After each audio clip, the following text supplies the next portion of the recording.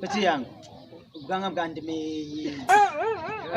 Mwana uziko naka kuganira n'abantu bagufi. Iki ni gikuri. Nzokura. Umuntu ari hano ubwanga bw'iwanje. Uko nakijya inzara isigaye nyishe na n'ubu numva inzara ari hatari. Uko numeze umwana bagufi mu gihe cyane. Pesire umega nturige rujya. Ndaza kugiwa mwaka. Yakumvugisha singiye kugana n'inyo. Mwana. Umuhungu. Asigaye ari na wa musumari batira Yesu kumusara. No kuvuna. Cara bagikuriwe mba heje. No kuvuna. Nimba wiyemera cyo naho basenyereye. Yo maniga. Yo. Peti kama nita. Karefu. Mambo vipi? Ewe. Mandefu. Gauri. Chalomba. Kikimanyi.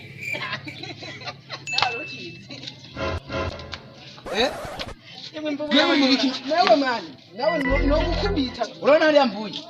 Niyo muravuga ntimurabona. Mbonye izuba rivuye mu ijuru.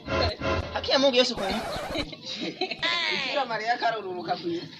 Umviriza cyo. Konzi bamubanze yagarutse. Mbonye umwana cyo.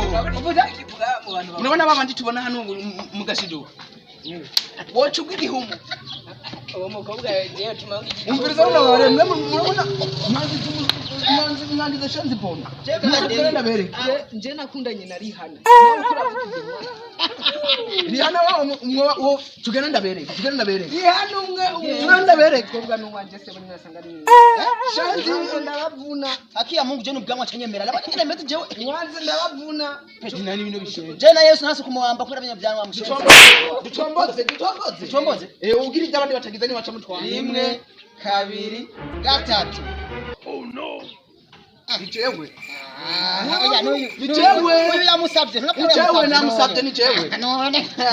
Tugende.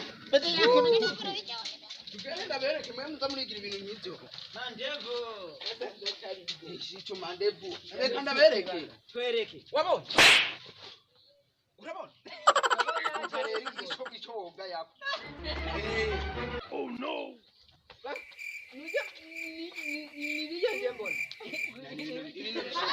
Na mande baraguye.